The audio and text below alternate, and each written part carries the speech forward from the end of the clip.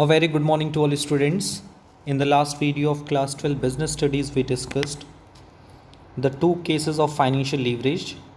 The first one is a favorable financial leverage and second one is a unfavorable financial leverage.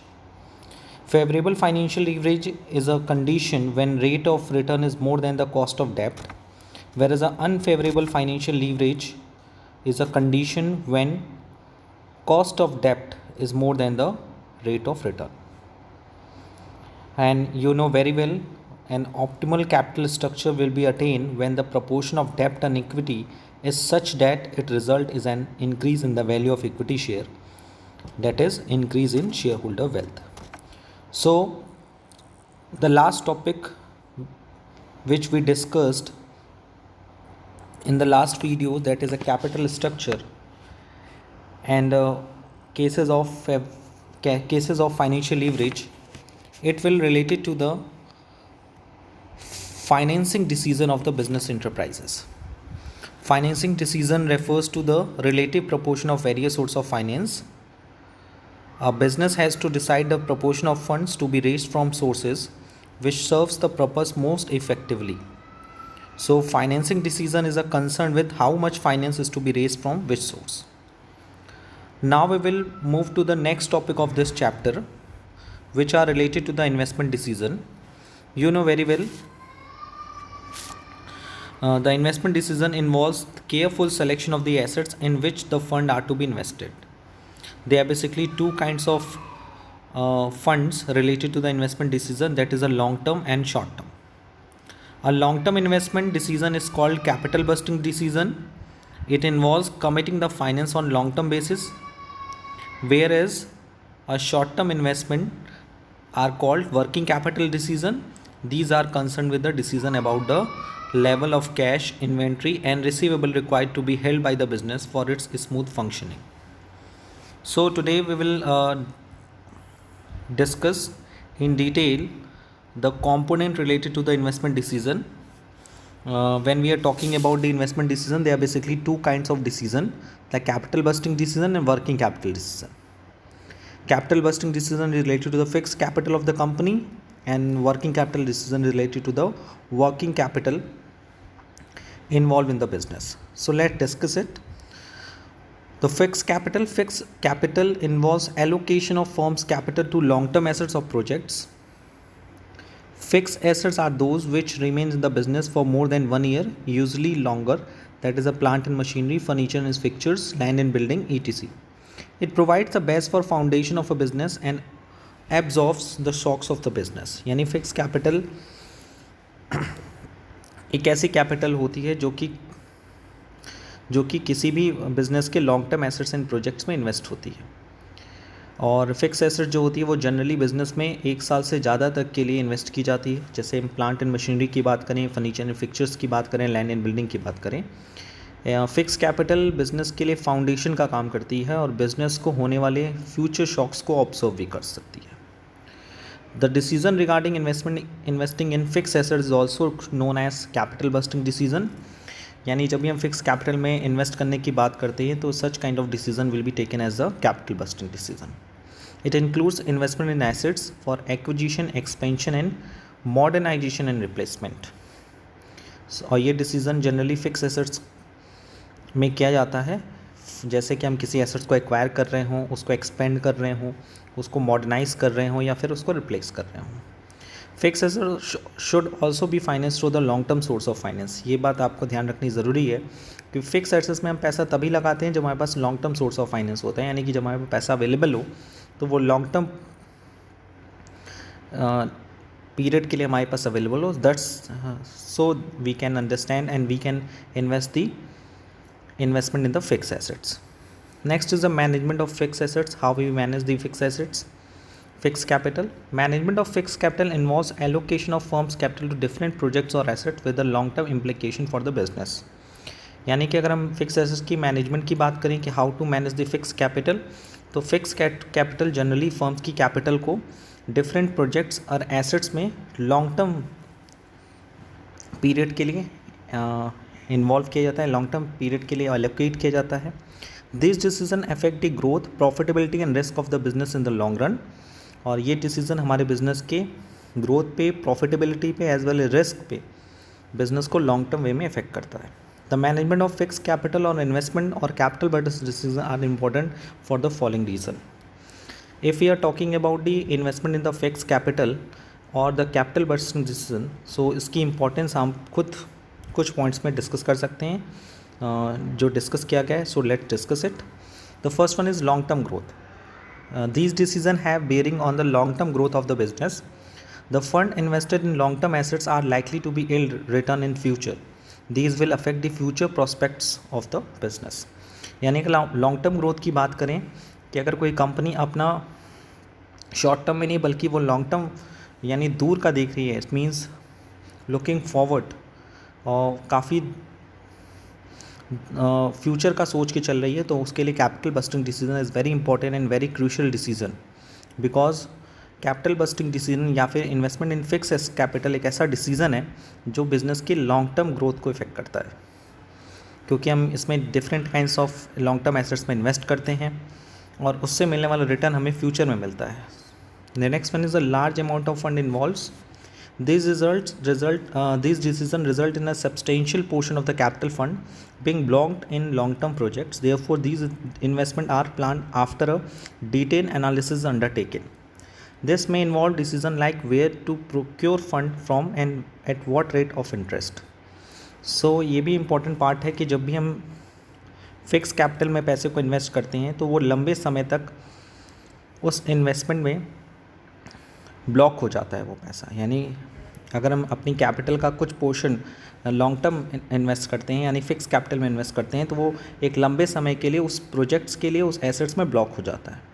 सो इस investment करते वक्त properly पहले से plan कर लेना चाहिए और इस डिसीज़न को लेने से पहले हमें ये बात ध्यान रखना चाहिए कि हम जो पैसा इन्वेस्ट करने जा रहे हैं इन फिक्स कैपिटल वो पैसा किस फंड से आया है, उसका रेट ऑफ इंटरेस्ट क्या है, ताकि हम उसका प्रॉपरली एनालाइज कर सकें और ये पता कर सकें कि हमें जहां हम इन्वेस्ट कर रहे हैं वहां हमें एक्सपेक्टेड रेट ऑफ रिटर्न क्या मिल सकता है.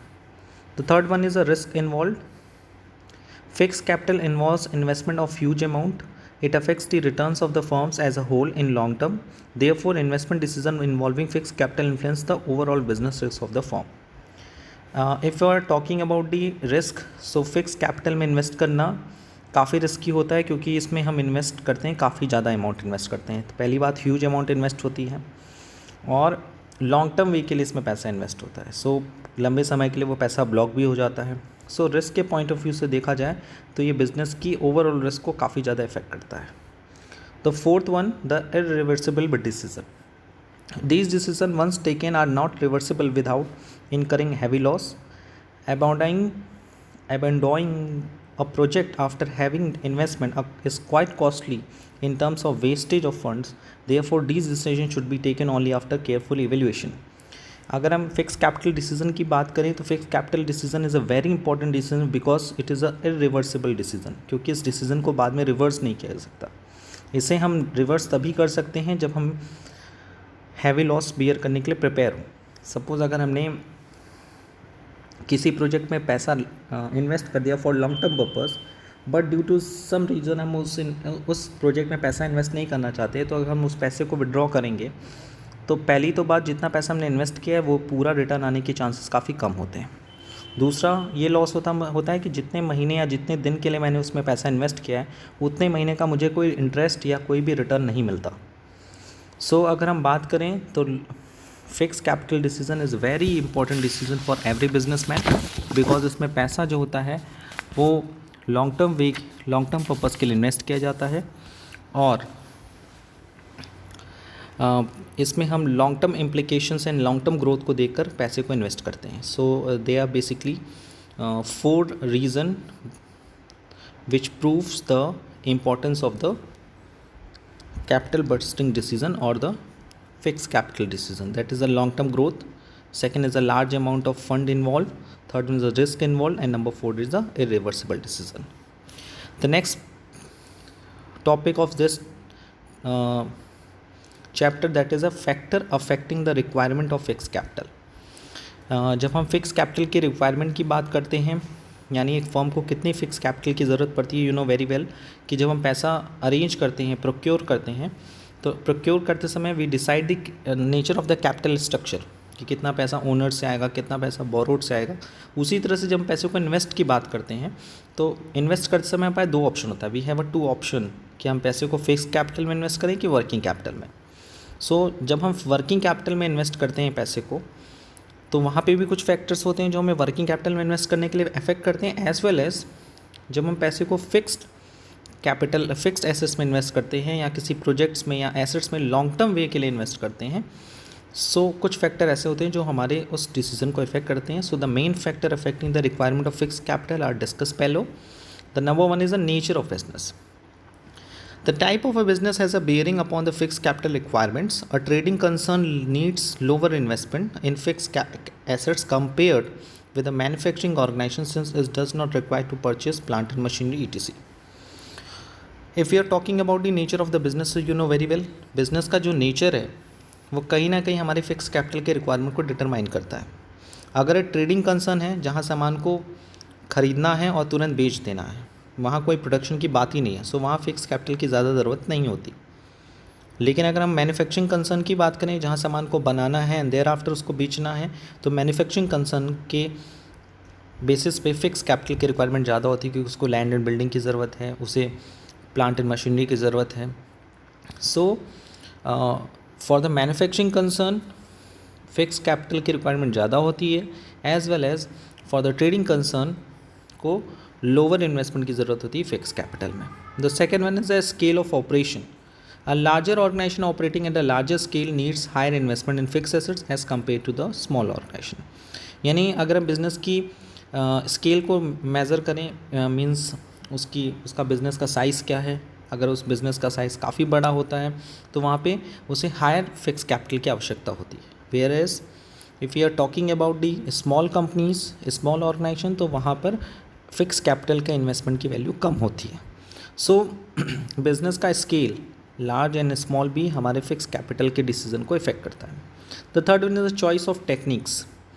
You know, there are basically two types of techniques of the production. The first one is a labor intensive and second is a capital intensive. पहले हम लोग टेक्निक्स को डिस्कस कर लें। Labour intensive technique एक ऐसी टेक्निक्स होती हैं जहाँ पे कंपनी लेबर पे ज़्यादा प्रोडक्शन के लिए लेबर पे ज़्यादा डिपेंडेंट होता है। Whereas a capital intensive में क्या होता है, कंपनी जो होती है वो लेबर पे ज़्यादा डिपेंड ना होकर बल्कि मशीन पे ज़्यादा डिपेंड करती है, या फिर कह सकते हो लेबर पे डिपेंड नहीं करती। सो अगर हम चॉइस ऑफ टेक्निक की बात करें तो अगर कोई कंपनी लेबर इंटेंसिव होती है तो वहाँ पर उसे ज़्यादा से ज़्यादा फिक्स कैपिटल की ज़रूरत नहीं होती, उसे ज़्यादा लेबर की ज़रूरत है। सो उसके लिए उसकी सैलरी देना है, वेजेस देना है, सो उसको फिक्स कैपिटल में इन्वेस्टमेंट करने की ज़्यादा ज़रूरत नहीं होती। लेकिन अगर कोई कंपनी कैपिटल इंटेंसिव है तो उसे हाई लेवल के इन्वेस्टमेंट चाहिए प्लांट एंड मशीनरी पे, ताकि वो लेबर को कम कर सके, क्योंकि वहाँ लेबर की ज़रूरत कम पड़ेगी, वहाँ मशीनरी की ज़रूरत ज़्यादा पड़ेगी। सो मशीन में इन्वेस्टमेंट करने के लिए फिक्स कैपिटल की ज़रूरत पड़ेगी। सो choice of the techniques, that is the capital intensive and the labour intensive, ये भी डिसाइड करता है कि कंपनी का फिक्स कैपिटल में इन्वेस्टमेंट क्या होगा। अगर कंपनी लेबर इंटेंसिव है तो उसे लेबर की ज़्यादा ज़रूरत पड़ेगी, लेबर को वेजेस एंड सैलरी देना है जो वर्किंग कैपिटल का पार्ट है, तो उसे फिक्स कैपिटल में ज़्यादा इन्वेस्टमेंट करने की ज़रूरत नहीं है। वहीं अगर हम कैपिटल इंटेंसिव की बात करें तो कैपिटल इंटेंसिव ऑर्गेनाइजेशन वो ऑर्गेनाइजेशन होती है जहाँ पर उन्हें ज़्यादा से ज़्यादा प्लांट एंड मशीनरी और लैंड एंड बिल्डिंग की ज़रूरत होती है, वहाँ लेबर पे ज़्यादा डिपेंडेबिलिटी नहीं होती। सो सिचुएशन में अगर हम फाइंड आउट करें तो लेबर की ज़्यादा ज़रूरत नहीं होती, यानी वर्किंग कैपिटल की ज़्यादा ज़रूरत ना होकर फिक्स कैपिटल में इन्वेस्टमेंट की ज़्यादा ज़रूरत होती है। The next one is a technology upgradation. In certain industries, assets become obsolete sooner. Consequently, their replacement becomes due faster. Higher investment in a fixed asset may therefore be required in such cases. Companies become obsolete faster and are replaced with much sooner than, say, furniture. Technology upgradation की अगर हम बात करें कि अगर मान लीजिए हमारे देश में टेक्नोलॉजी का अपग्रेडेशन बहुत तेज़ी से हो रहा है, यानी कि हर 6 महीने 8 महीने या 10 महीने बाद टेक्नोलॉजी चेंज हो जा रही है। तो जब टेक्नोलॉजी चेंज हो जाती है, यू नो वेरी वेल, हमें अपनी फिक्स एसेट्स को चेंज भी करना पड़ता है, उसको रिप्लेस करना पड़ता है। सो रिप्लेस करने के लिए, चेंज करने के लिए हमें एक्स्ट्रा फिक्स कैपिटल की आवश्यकता होती है। So we can say that अगर हमारे इन्वायरमेंट में टेक्नोलॉजी अपग्रेडेशन की स्पीड काफ़ी तेज़ है तो वहाँ फिक्स कैपिटल में इन्वेस्टमेंट की रेट ज़्यादा होगी। अगर जैसे अगर हम बात करें कंप्यूटर, मोबाइल फ़ोन या अदर टेक्नोलॉजिकल बेस्ड इक्विपमेंट, अगर हम उन पे बात करें तो वहाँ पे टेक्नोलॉजी अपग्रेडेशन काफ़ी तेज़ होगा as compare to the furniture. अगर कंपनी ने फर्नीचर परचेस किया है तो फर्नीचर काफ़ी लंबे समय तक चल सकता है क्योंकि उसमें टेक्नोलॉजी अपग्रेडेशन की बात नहीं हो रही है। सो डिपेंड करता है कि कंपनी किस नेचर की है। अगर वो टेलीकॉम से रिलेटेड है, कम्युनिकेशन से रिलेटेड है, अगर वो कंप्यूटर से रिलेटेड कंपनीज़ है तो वहाँ पे उसे फिक्स कैपिटल की ज़रूरत ज़्यादा पड़ेगी बिकॉज वहाँ हमेशा टेक्नोलॉजी अपग्रेडेशन का काम चलता रहता है, तो उन्हें फिक्स कैपिटल की ज़रूरत ज़्यादा पड़ेगी। So technology upgradation is also important part to take a decision regarding the fixed capital. The next one is a growth prospectus. Higher growth of an organization generally requires higher investment in a fixed assets. Even when such growth is expected, a company may choose to create higher capacity in order to meet the anticipated higher demand quickly. This entails larger investment in fixed assets and consequently larger fixed capital. अगर हम growth prospectus की बात करें तो अगर कोई organisation in future high growth चाहता है तो उसे अपने फिक्स एसेट्स में ज़्यादा से ज़्यादा इन्वेस्टमेंट करना पड़ेगा। ओके, यानी वो चाहता है कि मार्केट में उसका शेयर बढ़े, मार्केट में उसके प्रोडक्ट की डिमांड बढ़े, तो डिमांड बढ़ाने के लिए उसे फर्स्ट ऑफ ऑल अपने प्रोडक्शन को ज़्यादा करना पड़ेगा। प्रोडक्शन ज़्यादा करने के लिए उसे मशीनरी की ज़रूरत पड़ेगी, तो मशीनरी के लिए एट द लास्ट हमें लार्जर इन्वेस्टमेंट की ज़रूरत पड़ेगी फिक्स कैपिटल में। The next one is a diversification. It is a very important part. Diversification means when a company wants to enter into a new business other than that of its current product, it requires more fixed capital. जैसे अगर कोई company है वो already किसी एक product में work कर रही है और वो मार्केट में कई सारे और बिजनेस के साथ इंटर लेना चाहती है, सो उसको ज़्यादा से ज़्यादा फिक्स कैपिटल की ज़रूरत पड़ेगी। जैसे N apparel company diversifying into cosmetic business will certainly require more fixed capital for investing into the plant and machinery and building. जैसे मैंने एक एग्जांपल दिया कि suppose Himalaya company, you know very well, Himalaya company, Himalaya ने मेडिसिन के field में भी work किया है एज वेल एज मान लीजिए कॉस्मेटिक में भी किया है। सो अगर वो मेडिकल के फील्ड में वर्क कर रही है और वो चाहती है कि उसका कॉस्मेटिक में भी ज़्यादा से ज़्यादा डिमांड हो, तो यू नो वेरी वेल कि उसे ज़्यादा से ज़्यादा फिक्स कैपिटल की आवश्यकता पड़ेगी। यानी कि अगर हम डाइवर्सिफिकेशन की बात करें हैं, if a company wants to enter into a new business other than of its current product, यानी वो जो करेंट प्रोडक्ट में डील कर रही है उसके साथ साथ वो एक्स्ट्रा और प्रोडक्ट भी मार्केट में लॉन्च करना चाहती है, तो उसके लिए उसे ज़्यादा से ज़्यादा फिक्स कैपिटल की ज़रूरत पड़ेगी। The next one is a financing alternatives. If alternative of leasing or hire purchase are available, the assets are not to be purchased outrightly, but only rent or installment have to be paid. This is reduce the requirement of fixed capital. You know very well there are various kind of alternative of financing. अगर we have a two option, every company have a two option. एक option होता है कि वो machine को purchase कर ले, या दूसरा ऑप्शन होता है मशीन को रेंट पे ले ले या लीज पे ले ले। तो उसी तरह से अगर कंपनी के पास ये अल्टरनेटिव्स है, company has a option to take a machine on rent, so in this situation company को ज़्यादा फिक्स कैपिटल में इन्वेस्टमेंट करने की ज़रूरत नहीं पड़ती। सो अगर हम बात करें फाइनेंशियल अल्टरनेटिव्स की, हमारे पास फिक्स एसेट्स को अरेंज करने के कई अल्टरनेटिव्स होते हैं, जैसे कि हम रेंट पे ले लें, इंस्टॉलमेंट पे ले लें। सो कहीं ना कहीं हमें फिक्स कैपिटल में इन्वेस्टमेंट कम करना पड़ता है, यानी करंट ईयर की अगर हम बात करें तो वहाँ पे कम करना पड़ता है। एज अ होल ज़रूर हमें वो महंगा पड़ता है, लेकिन पार्ट में हमें पे करने में वो वर्किंग कैपिटल का पार्ट हो जाता है। Okay, so financial alternatives means कि अगर एसेट्स ख़रीदने के लिए बिजनेस इंटरेस्टेड नहीं है तो वो उस एसेट्स को हायर करना चाहता है, लीज़ करना चाहता है। अगर ये ऑप्शन अवेलेबल हैं तो कहीं ना कहीं हमारा फिक्स कैपिटल में इन्वेस्टमेंट कम हो जाएगा। The next one is a level of collaboration. The collaboration between the organization to use one other facilities, the assets reduce the need for fixed capital. That is, banks are using each other's ATM, the saving on individual setting of ATMs by each bank, which entails huge expenditure. Yes, level of collaboration का मतलब होता है मिल के काम करना। जब दो या दो से अधिक कंपनियां आपस में मिल के किसी एक मशीन को, किसी एक फिक्स को दोनों लोग इक्वली या दोनों लोग एक साथ उसको यूज़ कर सकते हैं अपने अपने पर्पज़ के लिए, तो वो कहीं ना कहीं दोनों कंपनी के लिए फ़ायदेमंद होता है और दोनों कंपनी के लिए कॉस्ट रिड्यूसिंग मोमेंट होता है। सो दोनों कंपनी को अलग अलग उस एसेट्स को खरीदने की जगह एक ही एसेट्स होती है, जब उसको ज़रूरत है वो यूज़ करे, जब उसको ज़रूरत है वो यूज़ करे। जैसे we are taking an example related to the bank, you know very well bank ATM की फैसिलिटी देता है, तो बैंक के ATM का यूज़ जैसे SBI बैंक का ATM है, तो यूनियन बैंक का ATM होल्डर भी जाकर उस ATM से पैसा निकाल सकता है।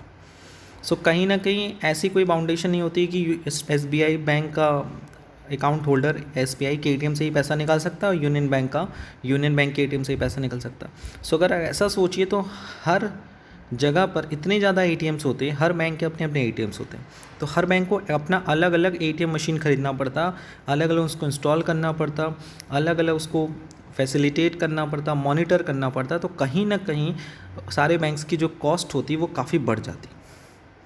फाइनेंशियल एसेट्स फिक्स एसेट में इन्वेस्टमेंट काफ़ी बढ़ जाता।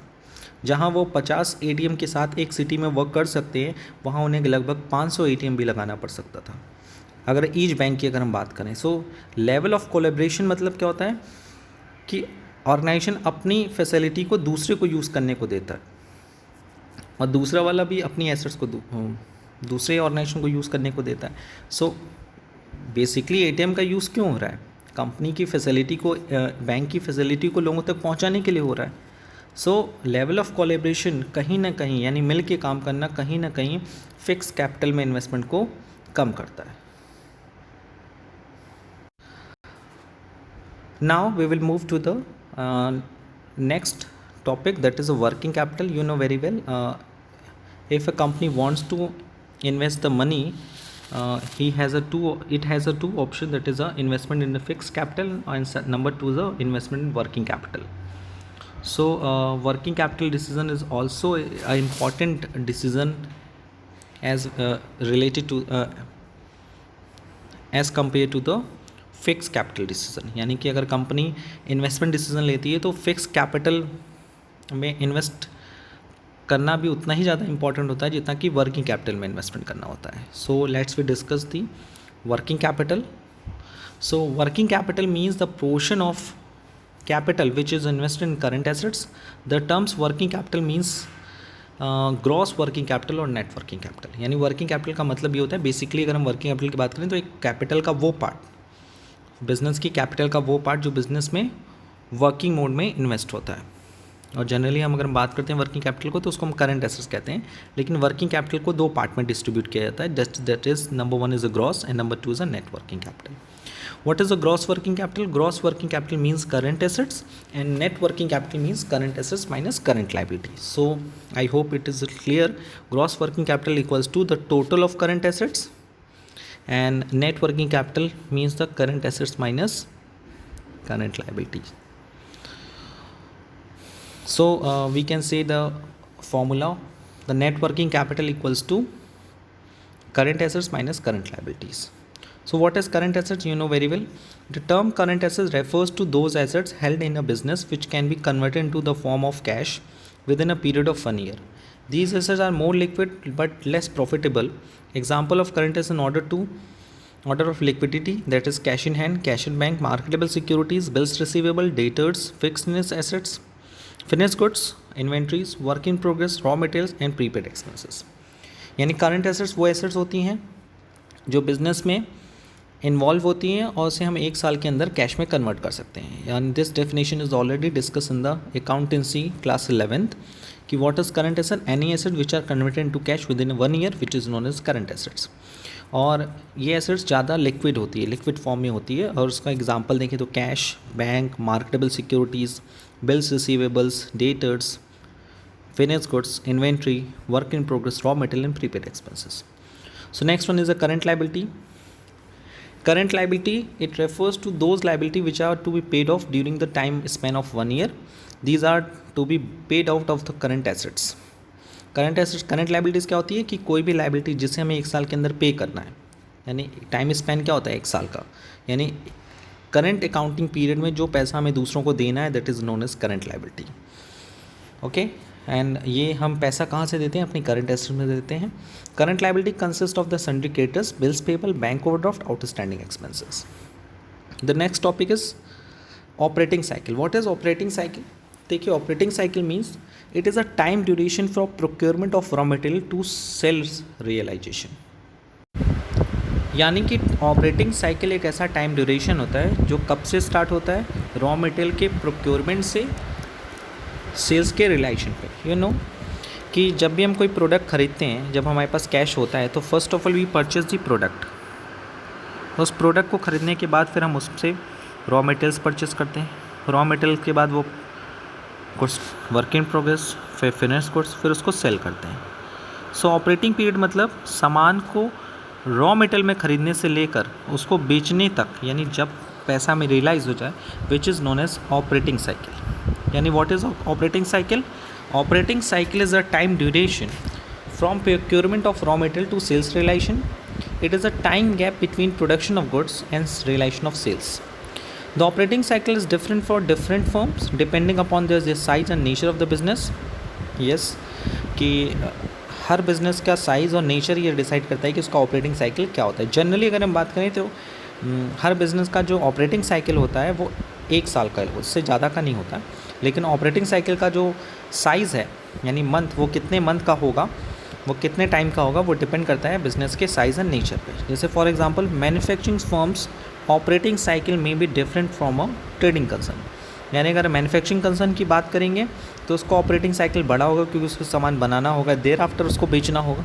लेकिन ट्रेडिंग कंसर्न को क्या होगा, सामान को ख़रीदो, थोड़ी बहुत चेंजेस करो एंड देर आफ्टर उसको सेल कर दो. So the working capital is also influence from the working operating cycle. अगर कंपनी का ऑपरेटिंग साइकिल बड़ा होगा तो कंपनी को वर्किंग कैपिटल की ज़रूरत भी ज़्यादा पड़ेगी. लेकिन अगर ऑपरेटिंग साइकिल छोटा होगा तो कहीं ना कहीं उसे वर्किंग कैपिटल की ज़रूरत कम होगी.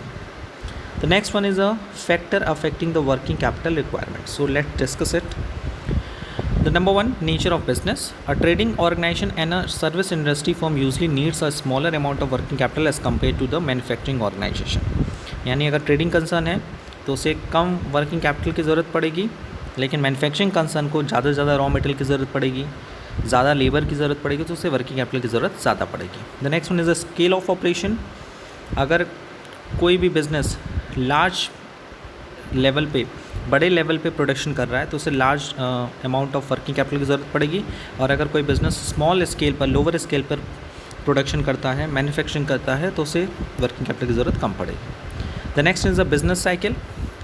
Different phases of business cycle affect the requirement of working capital by a firm. In a case of boom, the sale as well as production is likely to be larger. Therefore, a large amount of working capital is required. Against this, the requirement of working capital will be lower during the period of depression since the sales will as well as production will be less. यानी अगर कोई company बहुत ही top level पे चल रही है, boom period में मतलब प्रॉस्पेरिटी पीरियड में है, तो जाहिर सी बात है उसे ज़्यादा से ज़्यादा प्रोडक्शन करना पड़ेगा और ज़्यादा से ज़्यादा सेल्स करना पड़ेगा. सो कहीं ना कहीं जो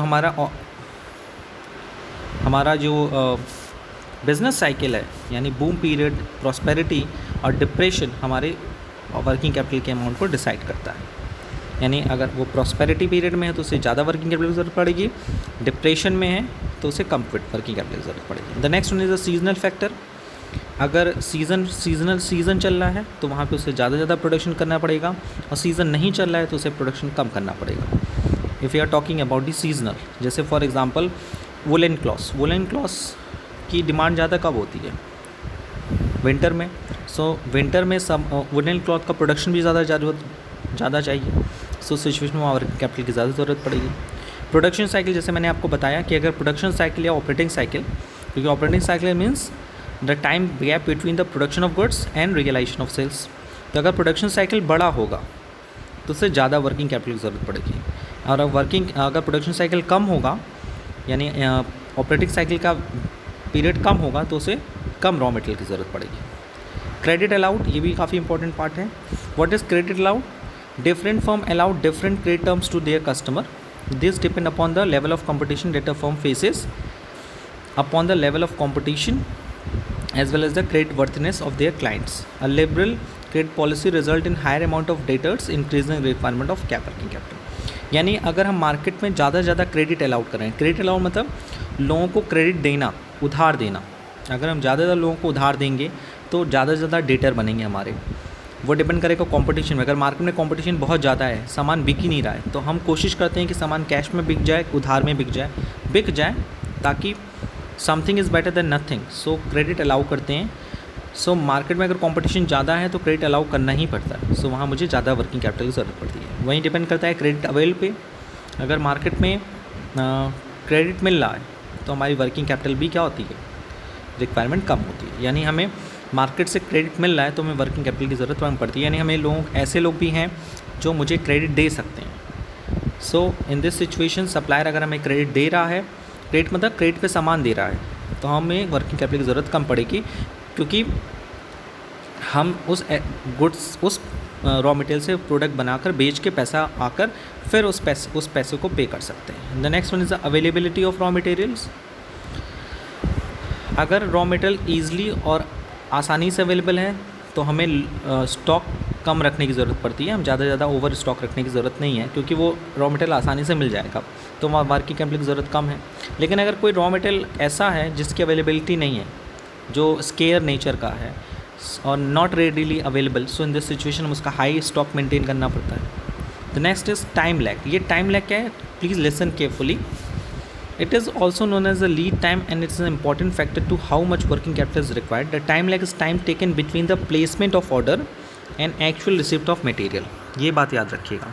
टाइम लैग का मतलब क्या है, टाइम कब से कब तक का, जब आपने ऑर्डर दिया और जब वो सामान आपको मिला। जनरली आप देखते हैं कि सामान जब आप होलसेल में मंगाते हैं तो आज आपने उस सामान को ऑर्डर किया तो सामान आने में आपको 4 से 5 दिन का वक्त लग जाता है। सो अगर टाइम लैग काफ़ी लंबा है, अगर आप फ़ॉरेन से सामान मंगा रहे हैं और उसमें मिलने में 1 हफ़्ता 2 हफ़्ता लग जाता है, तो आपको ज़्यादा से ज़्यादा वर्किंग कैपिटल की ज़रूरत पड़ेगी, क्योंकि उस केस में आपको ज़्यादा से ज़्यादा मटेरियल रखने की ज़रूरत भी पड़ेगी, स्टोर करने की ज़रूरत पड़ेगी, क्योंकि पता है कि आपको एक्स्ट्रा 5 दिन, एक्स्ट्रा 10 दिन का सामान लेकर अपने पास स्टॉक रखना है महीने का या साल भर, जो भी वॉटेवर जो भी टाइम हो। तो टाइम लैग अगर बड़ा होता है, यानी लीड टाइम ज़्यादा होता है, यानी ऑर्डर करने का टाइम और सामान मिलने के बीच का टाइम काफ़ी लंबा होता है, सो उस केस में आपको ज़्यादा से ज़्यादा वर्किंग कैपिटल की ज़रूरत पड़ती है। So I hope today will completed this chapter, that is a financial management. आज हम लोगों ने ये चैप्टर भी कंप्लीट कर दिया। And today we will we are discussing the 2 important topic related to the financing decision. The first one is a management of fixed capital and management of working capital, as well as we discuss the factor affecting the fixed capital decision and working capital decision. So I hope today we discussed all the topics very easily. Apart from this, if you have any kinds of doubt related to this topic, please ask me in the online classes as well in the WhatsApp group. आज के लिए इतना ही। Thank you, thanks a lot.